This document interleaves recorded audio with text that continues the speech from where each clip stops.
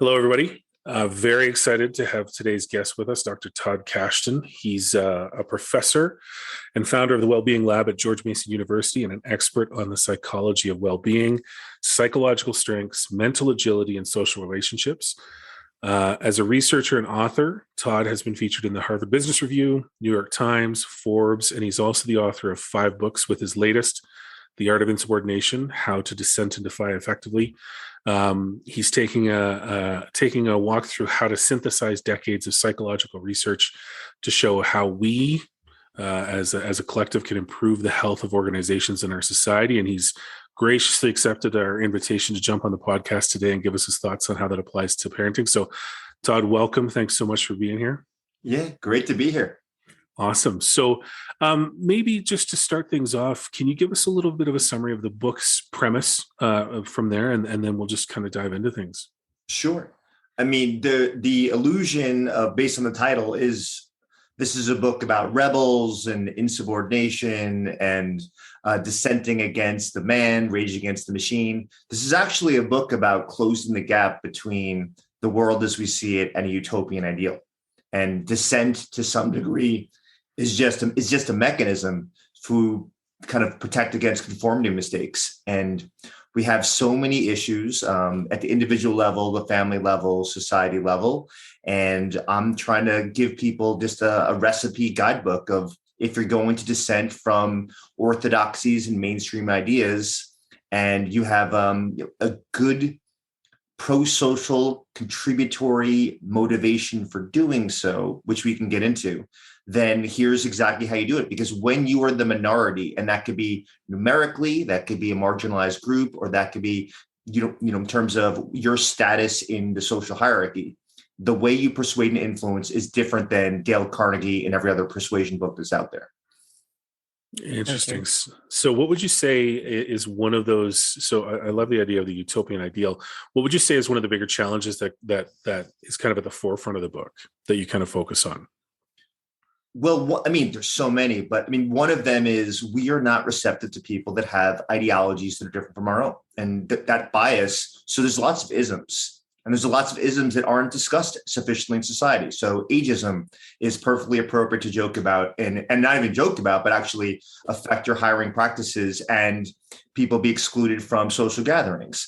And physical attractiveness ism, if it's an ism, is, we ignore the fact that we are more likely to hire people that are at the same level of intelligence, creativity, and personality if they're more physically attractive. And people that deny that are the people you have to go, would you really choose someone that's like a 3 over a 9 if they were all else being equal? That happens here. It's something we haven't really talked about in society. And one of the things is about being receptive to people that have ideas different than your own. So if I was to go into a community and then that was not my own and said, I've just noticed that there's nobody here over 130 pounds at this party. Like, is this typical at this gathering?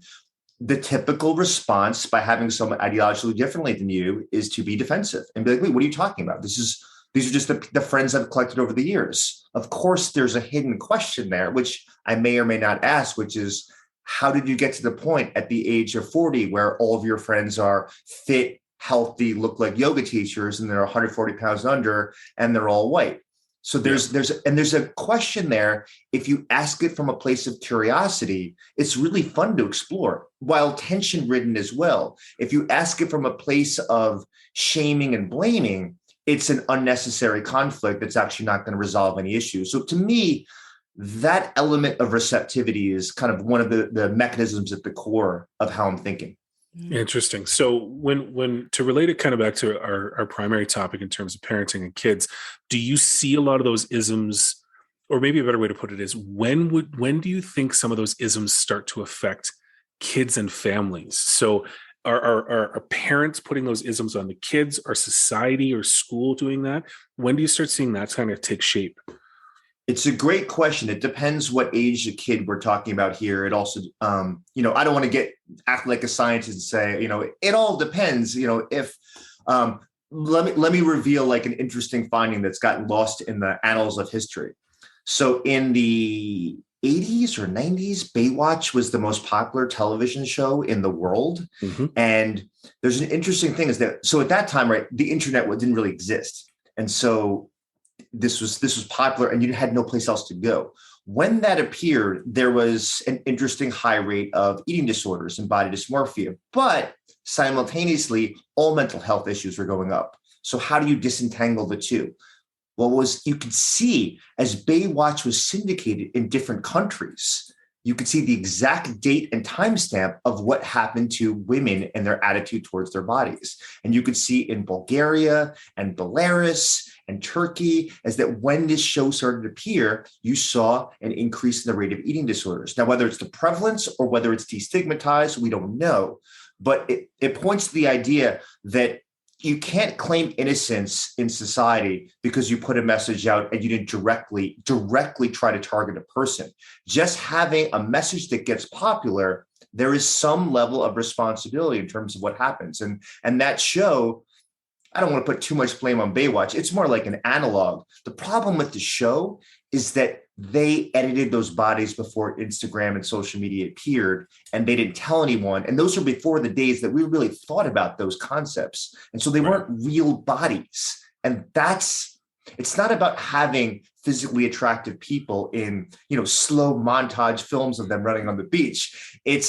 Those really weren't real bodies. And that was the problem that they kind of initiated that.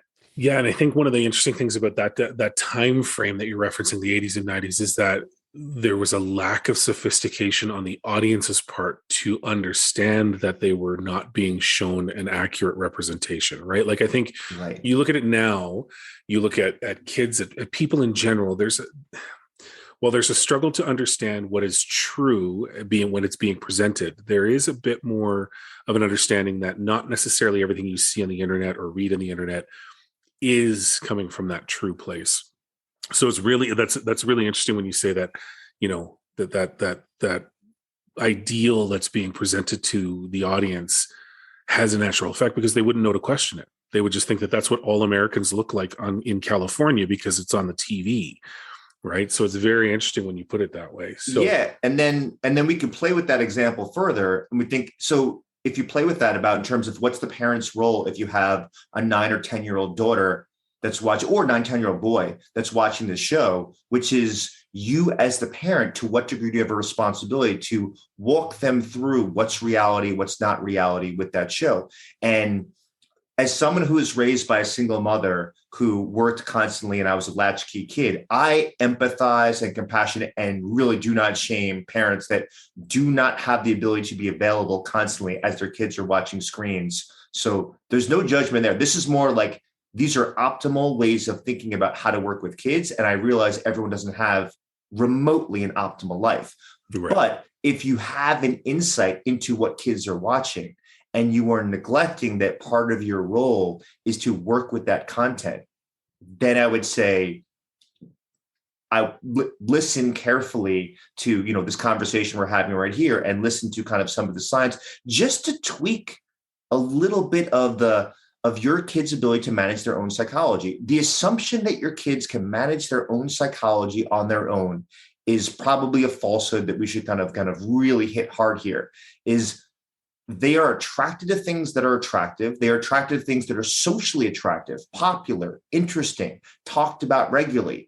That is exactly the area where teachers and parents and neighbors and whatever adult caregivers or just older kids, in terms of, they have an opportunity to kind of intervene. And our job is to be constructive and to be open and not offering dictates, which I'm sure we'll dive into this, but actually providing enough open-ended autonomy support in those conversations where they are an equal participant and we're not lecturing to them, stop watching Baywatch. It's bad. Right. Like watching women in bathing suits and men in bathing suits is bad.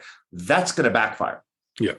Yeah. And it's not necessarily the truth. Watching it isn't the issue, right? It's what they take away from it and how they apply it to their lives that might be the issue, right? Because, hey, lifeguards great profession. It's the over dramatization and that ability to separate fact from fiction that is lacking, right, in that example.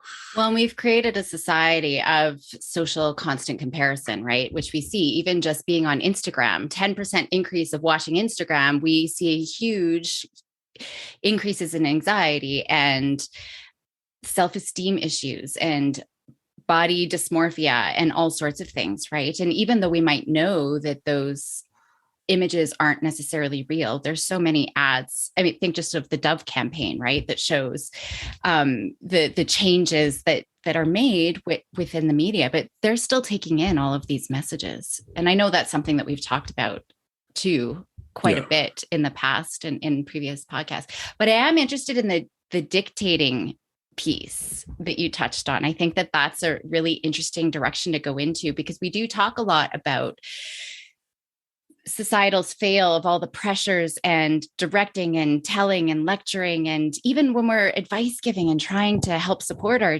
children, right? They're just feeling like gophers, right? We're always telling them what to do and where to be. And I'm always telling parents too, there's only one place for a director, and that's on a movie set. It's not to be ordering our kids around, right? And so I would love to dive into that piece a little bit too. Yeah, no, great. That's why I throw that out there. Just we can go any different angle. What to me, one of the important ways of communicating with your kids is such that you're offering questions and you're testing hypotheses with them, not for them. But it depends on the age. I mean, I walk my 9-year-old daughter to school every single day, except when I'm traveling, kind of doing some work. And we will regularly kind of look at we'll just pick today. So today we saw a squirrel that was actually having, she called it a breakfast buffet that was on top of like a cut down tree. So just kind of like a little stump. And we were just asking, like, who put the acorns out there?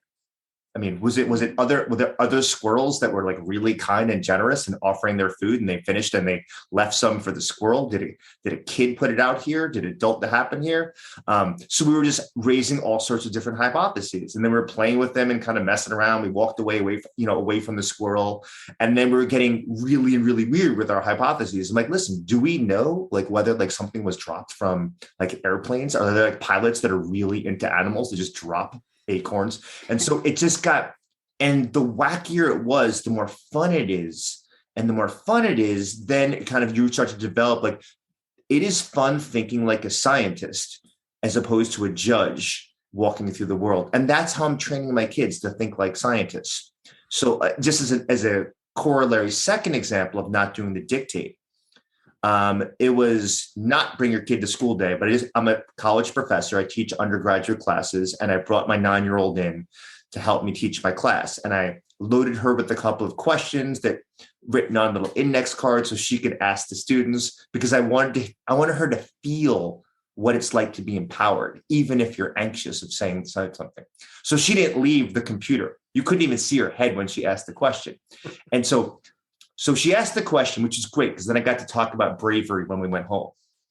I'll leave that as a hanging chad that we can touch later. The interesting part of this for me, why I wanted to share the story, was as we were going home, and it was like a 30-minute walk to my car, I started asking questions such as this.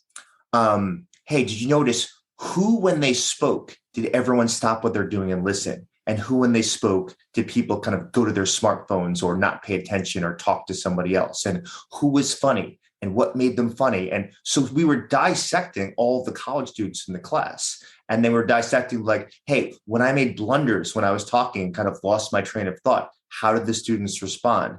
And so as opposed to saying, failure is not something to avoid, like fail fast, fail often, Silicon Valley, like inserts, some, absurd mantra in her head, or saying growth mindset over fixed mindset. Let's go, you have to know about Carol Dweck at the age of 9, insert that. Or if I said, it's important to be kind, all people are equal, if I raise these kind of statements, those are dictates. But if I'm pointing out questions that introduce, there's individual differences, people have jagged profiles of strengths and personalities, how these social interactions take place, I can make mistakes and nobody notices in the room. And also watch how it's like water off a duck's back. I don't even care about it. So it's that level of letting them observe and then play with that, where the lesson has a chance for sticking. And it's also fun as a parent. Like, I'm hoping people listen and say, oh, that would be a cool conversation to have with my kid. But the thing is, you can do it anywhere. You can do it as you're walking through the mall in Target. I mean, you want to see strange people, go to Walmart. Like, look, people wear like one-piece leotards, and you could see all of their male and female parts that are in there right then and there. You could have amazing conversations, and we are missing all sorts of cool moments. So no pressure. It's just that these are fun moments for kids to have with kids. They're fun as an adult. They're more fun than going to a party. And I think too many adults are missing them. And that's why later they end up just having, rules and guidelines as opposed to a developing relationship with their kid and their kid with their brains. Well, that's just it, because we get caught up in the shared delusion that we need to do baby Einsteins from the minute they're in the womb, and we need to do all these classes. But I think there's 3 key points. We're going to see. This is a challenge if I'm going to remember them all. First, I do a lot of the questioning is so good. Even just the critical thinking, like why fruits usually in trees? Why do watermelons grow from the ground, right? Just getting that critical thinking. The fun piece is so important. I think we are always so serious, and we see anxiety just growing exponentially, and that silliness and fun piece is what's missing in a lot. And Andrew and I have actually talked about what's missing, right? And it's the fun and that silliness and just coming back to the moment. But I love just the curiosity. I'm always talking about, we need to get curious with everything from doing chores, asking open-ended questions, to what we're seeing in the world. And it's through that curiosity that we open our eyes wide, because we're curious, we're taking in information, and we can be little detectives rather than getting stressed. We're closing our eyes off, we're not taking in information, and we're just caught in rumination and all the stressors of life. So I think there's just so many pieces in that I absolutely love. Yeah, and I love the need to be present to do that. Like, I think if I was to look at myself and think, okay, when am I able to do that?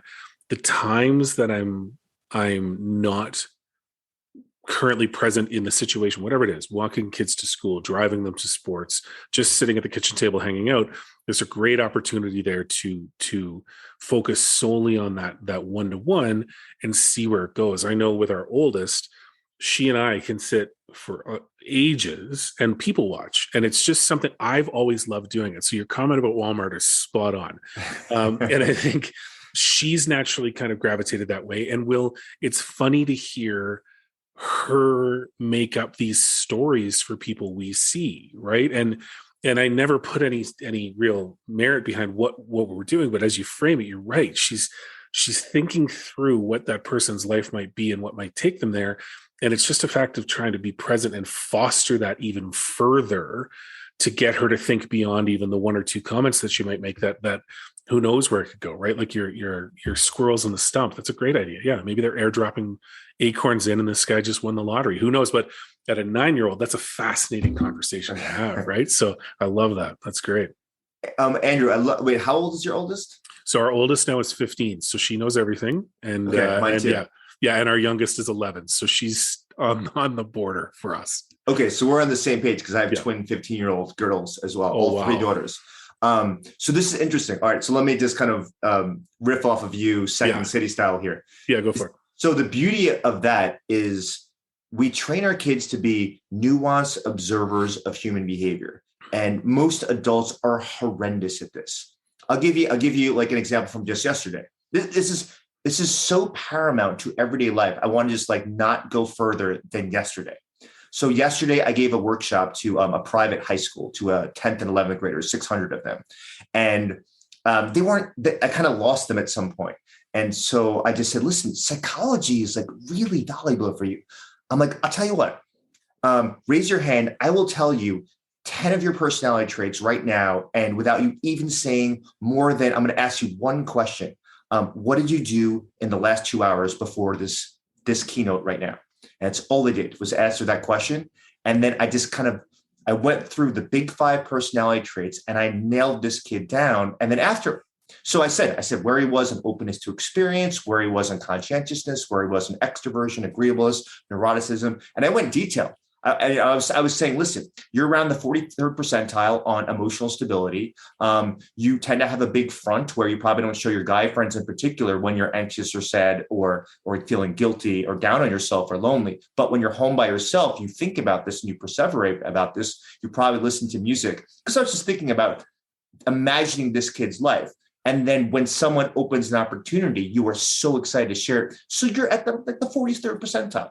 And then after I was done, key point, it's not just a parlor trick. I mean, I've been doing this for 23 years. It's also, I said, tell me, I didn't say, am I wrong? I said, tell me where I'm wrong. Because I wanted him to have the opportunity to show, I'm not the expert. I'm just a guy who studied for 23 years about psychology. And he said this, I really want to say you're wrong, but I think you got this down perfectly. And then everyone's like, oh my God, do me. And so the point of the exercise wasn't to show that I know about human personality. The point was, and I explained to them, I'm paying very close attention to verbal and nonverbal behavior. And this is something that you can train people without reading books and taking classes about personality. So Andrew, when you're with your daughter and you're sitting on a bench and you're watching people and you're creating and imagining stories about their lives, it's not just like a cool dad-daughter bonding event.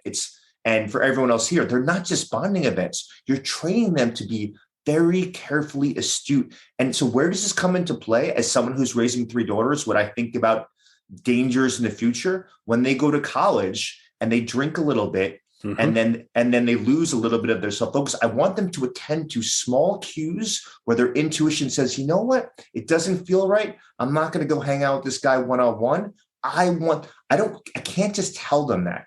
I want to train them at the age of 9 onward to be astute observers of human behavior so that they can find opportunities, who's going to be a good friend and ally, and who's potentially dangerous. And they might be off, but I'd rather they lean towards wary. I'll hang with you, but I'm wary. But you can't train them on the drive to college to learn that skill. Absolutely. And it's one of those things, you're right, that if you were to say, I don't know about that kid, there's something about that kid, I don't want you hanging out with them. Well, what's the first thing they're going to try and do?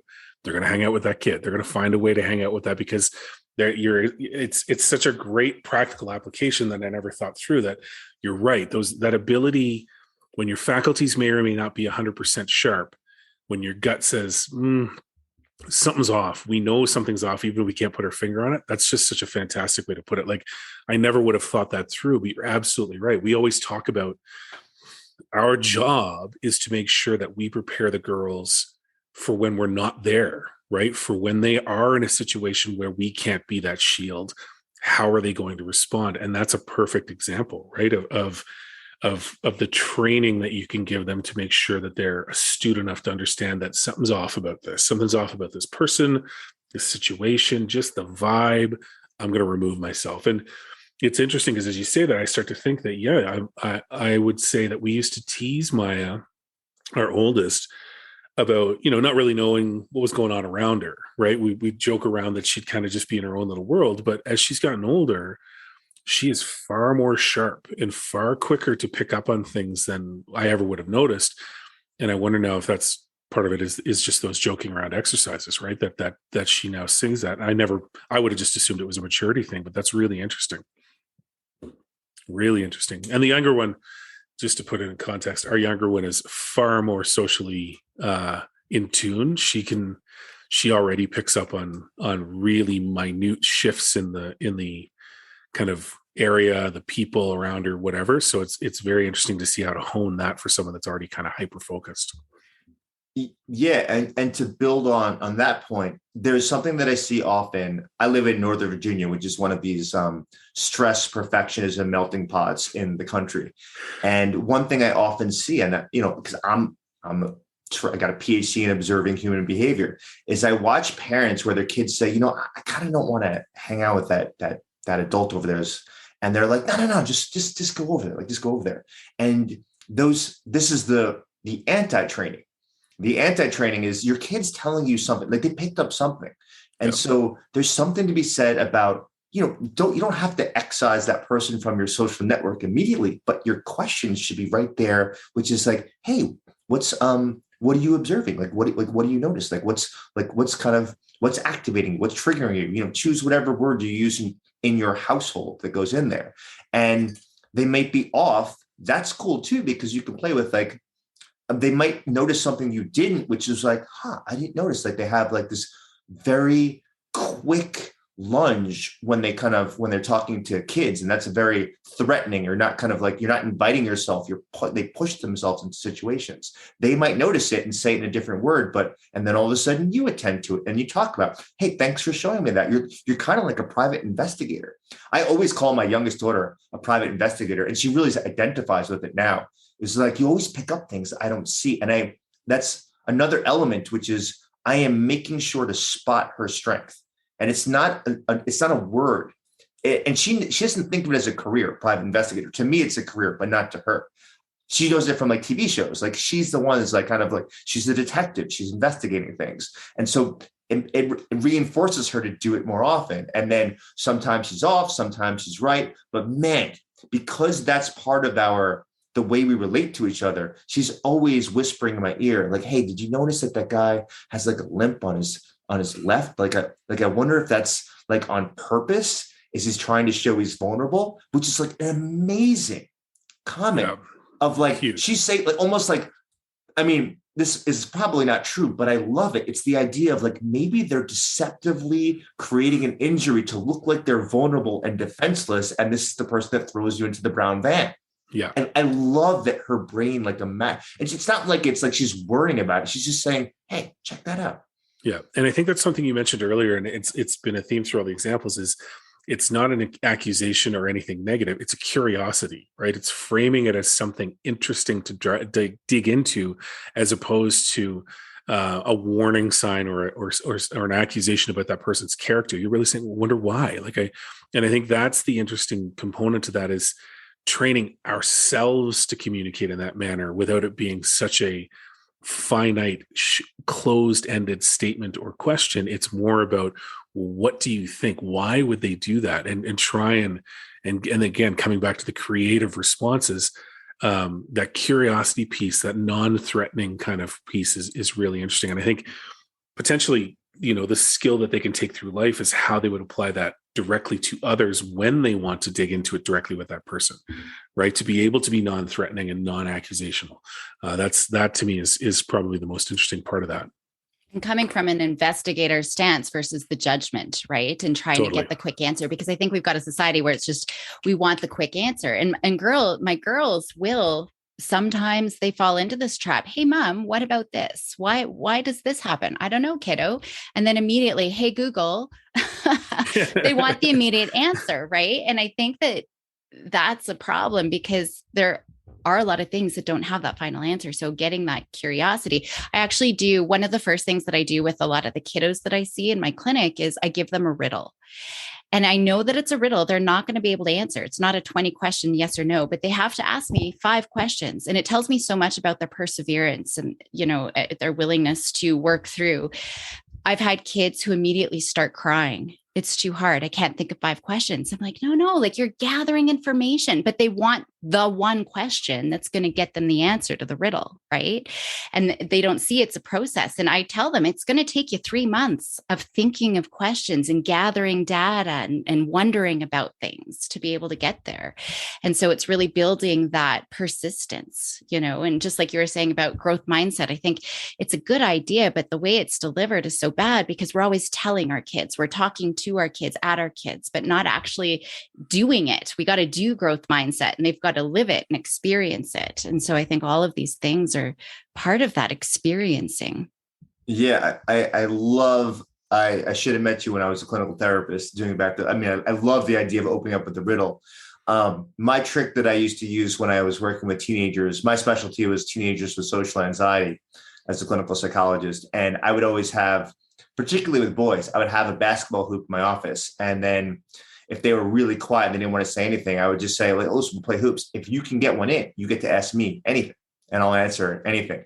And so right away, they were just so into it, because they were so into that element. And then if I got one in, I got to, of course, I practiced for hundreds of hours to make sure I can get I would let them get one every once in a while, make sure they got a question. But it was to make, again, the playfulness and the silliness. And I do want to say this, because I know that a lot of adults don't identify as they're playful, they're funny, they're humorous. And I would say is really lower that bar down. This is really about frivolous interactions alone enters into the world of humor. And you don't have to make people laugh, and you don't have to like run a crowd in terms of being humorous. It's really just, it's just like an approach to how you engage in conversations. You're thinking about absurd things. You're thinking about things that are, fictional in a non-fictional world. That alone is entering humor, because, I'm around way too many adults that are way too serious. That's why you have the term adulting. The term adulting is an admission that somehow we age into a place where things are unnecessarily somber.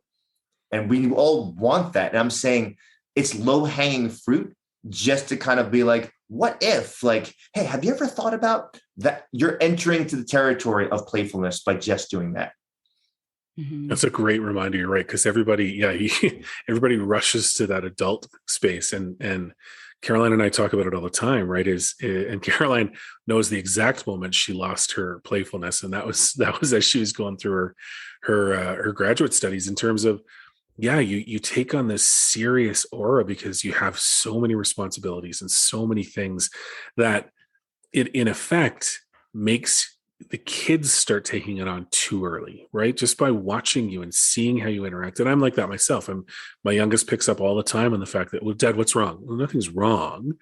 I just happen to be pretty, focused or whatever it is. I'm not upset. I'm not angry, but it's a great reminder that she's watching me. And she's watching my interaction with the day, the situation, the task in front of me. It's a great opportunity for me to lose the heaviness of it, let's call it, and focus more on how can I make it more of an interactive kind of fun exercise, where she can be involved in a certain degree as well. Yeah, that role modeling is huge. I mean, I'll even, just to be concrete about how simple to create a little, inject playfulness into your family life, with your children. I mean, when my neighbors, I'll be sitting on my front porch, and I live in a cul-de-sac, and I have a 78-year-old neighbor who comes down, and Mr. V. And when he comes by, I don't say like, hey, Mr. V. I'm like, oh yeah. I'm like, Mr. V's coming. What you got? Like, what you got? What gossip you got? What juice you have? What gossip do you have? So there's just that alone. There's nothing we've done. It's just the introductions of him entering into our social space is just playful from the get-go. And our conversation might be really serious. Yeah. And I'll just recognize his nonverbals. But I have that. I try to create. I mean, it's how I've always, it's part personality, but what I'm saying, all personality is, in terms of humor and playfulness, which you really do need this in kids' lives. I mean, if you travel to Sri Lanka or Cambodia, like I have, kind of areas of the country, of the world where you have really low income neighborhoods, you'll see often more humor than you have in high socioeconomic status areas in the United States, because they're not materialistic. They're engaging, and they play and they dance, and it's such a big part of these cultures.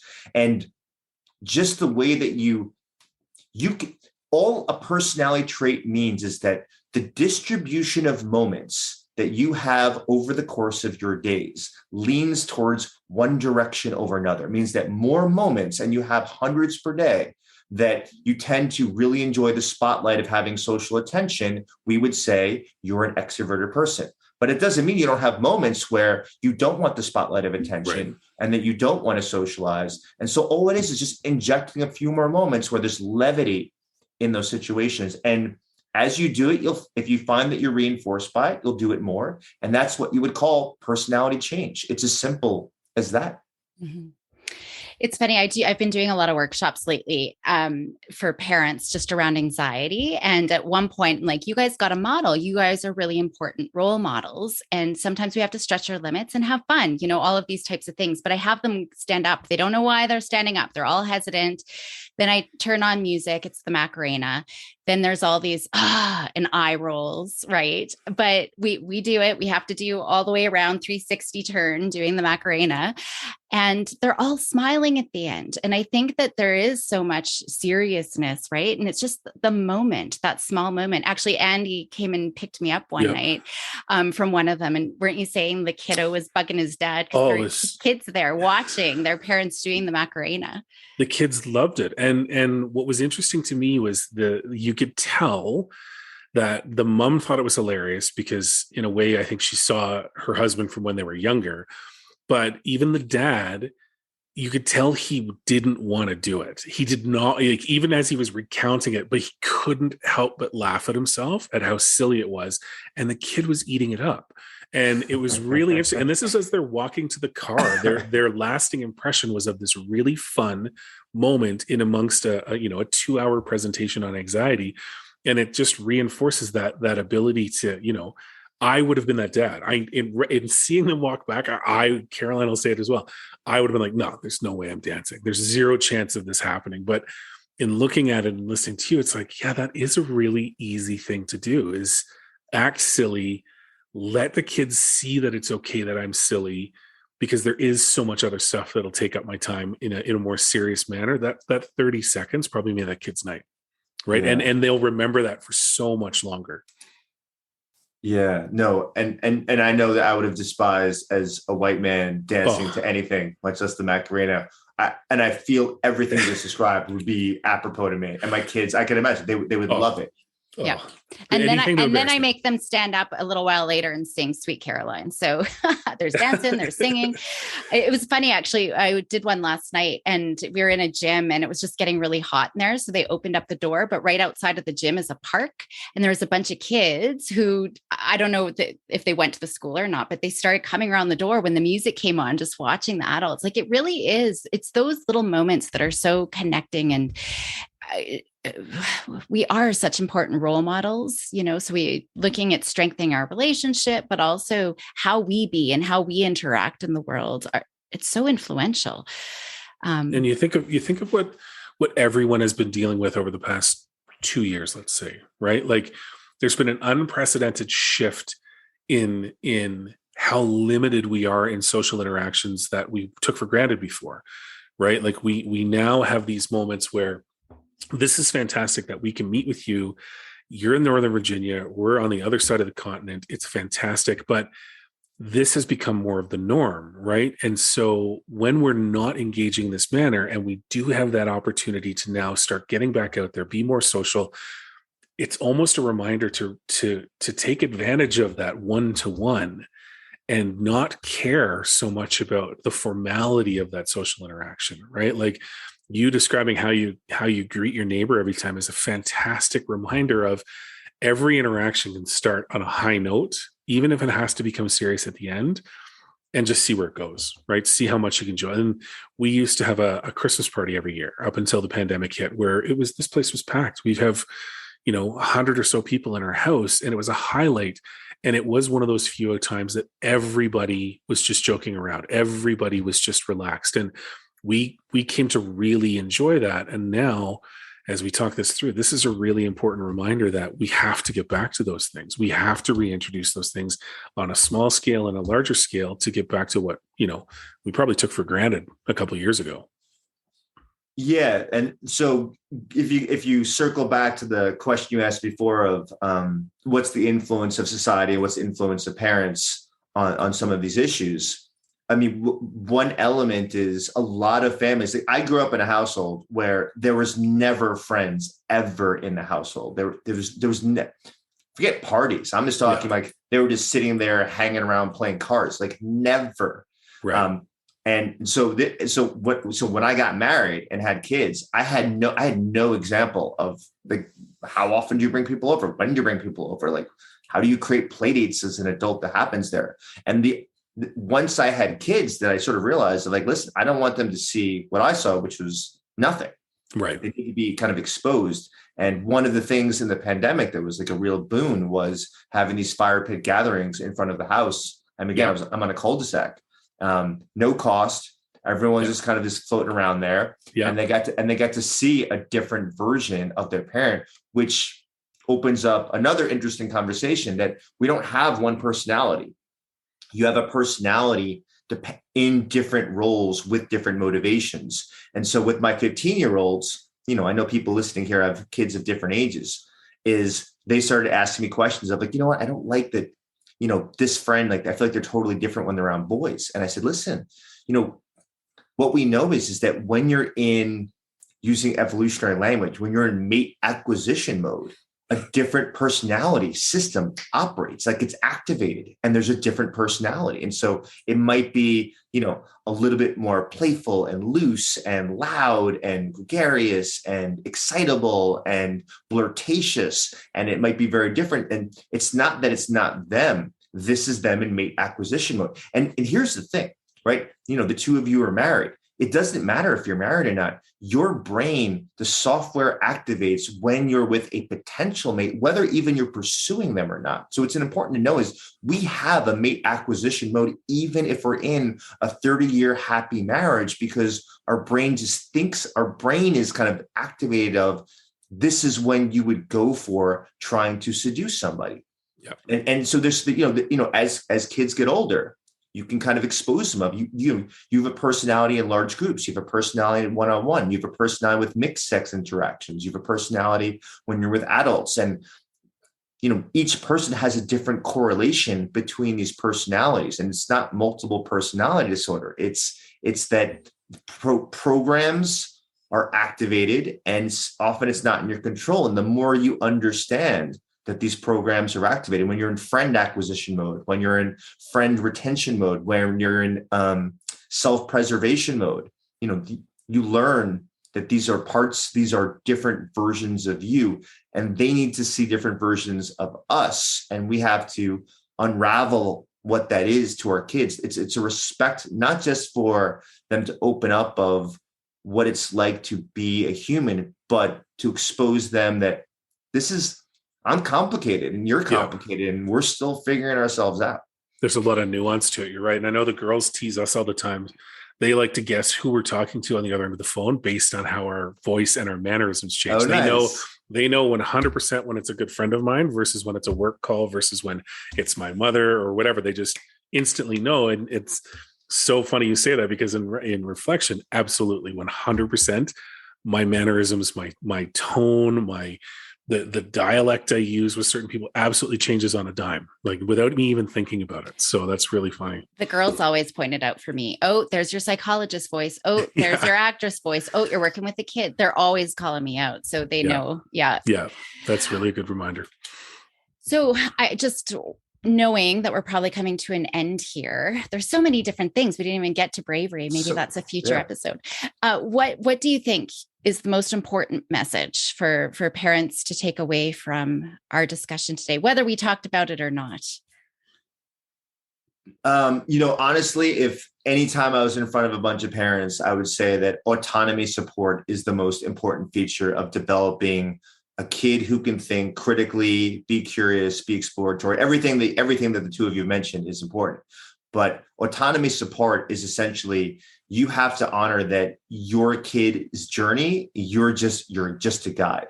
Like you're not the director, you're not on the C-suite, you're guiding them. And even at a young age, the amount of adults who underestimate the intelligence and potentiality of a kid is astronomical.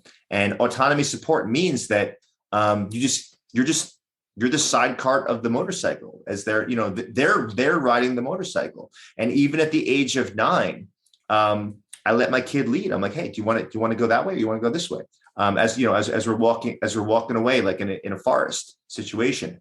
And I'm like, hey, listen, do you want to climb the log over the river, or do you want to take the trail? Because and they'll say, like, listen, it says don't climb in the log. I'm like, yeah, but nobody's here. I'm like, there are laws and rules, and there are rules with the question mark that come in there, and then we could play with that. I've had one of my kids is a big risk taker, one of them isn't, and then we have kind of guide them. I don't push them to go over the log over the river. It's my preference. I would rather do the log over the river, and I think it's having that back and forth, that's the autonomy support, which is, Dad, I don't want to. I'm like, well, here's the thing. These are like easy ways for you to develop bravery where there's not much risk because it's only about like a 1 foot fall. Like, what do you think would happen if we fall? If you don't want to do it, it's fine.